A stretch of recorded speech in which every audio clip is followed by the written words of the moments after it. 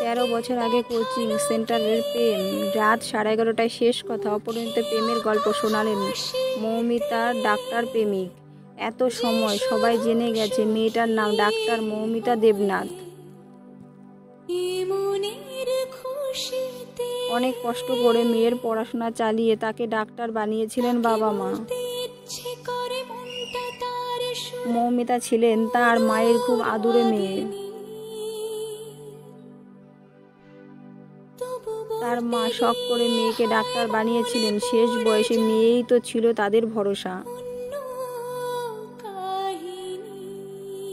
কিন্তু তার মায়ের একমাত্র ভরসা সেই মেয়ে মৌমিতা শেষ হলো এক নিমিষে। আরজি কলে এই মেয়ের নির্মম মৃত্যুতে ভেঙে পড়েছে নির্যাতিতা ডাক্তারের বাবা মা। এছাড়াও ভেঙে পড়েছেন তার ডাক্তার প্রেমিকও।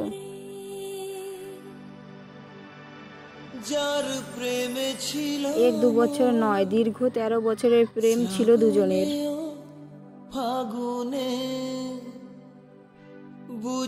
নভেম্বর মাসে বিয়ের পিঁড়িতে বসার কথা ছিল।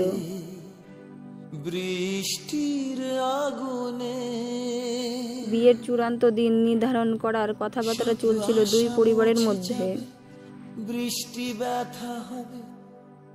তবে পরিণতি পেল না 13 বছরের প্রেম।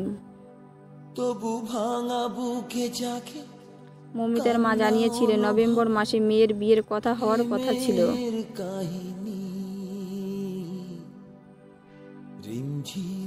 যাকে বউ সাথে দেখার জন্য দিন গুনছিলেন তাকে শববাহী গাড়িতে দেখে সে মুখ এখনো ভুলতে পারছেন না। বয়সে কয়েক বছরের বড় সিনিয়র ডাক্তার প্রেমিক। মানসিকভাবে অনেকটাই ভেঙে পড়েছেন মৌমিতার ডাক্তার প্রেমিক। প্রায় 13 বছর আগে দমদমের একটি প্রাইভেট কোচিং সেন্টারে তাদের প্রথম দেখা। উচ্চ মাধ্যমিক পাশ করে মেডিকেলে জয়েন্ট বসেছিলেন দুজনে। সেই সূত্রেই এই কোচিং সেন্টারে যাওয়া। সেখান থেকেই প্রেম। পানিহাটির মেয়ে ও ব্যারাকপুরের পলতা বাসিন্দার ওই যুবক। যে রাতে এই নৃশংস ঘটনা ঘটে গেল সেই রাতে তার প্রেমিক ডাক্তারও নাইট ডিউটিতে ছিলেন। নদিয়ার একটি মেডিকেল কলেজ হাসপাতালে চিকিৎসক হিসাবে কর্মরত ছিলেন তিনি। ঘটনার দিন রাত 11:30 নাগাদ তরুণীর সঙ্গে তার প্রেমিকের শেষ কথা হয়।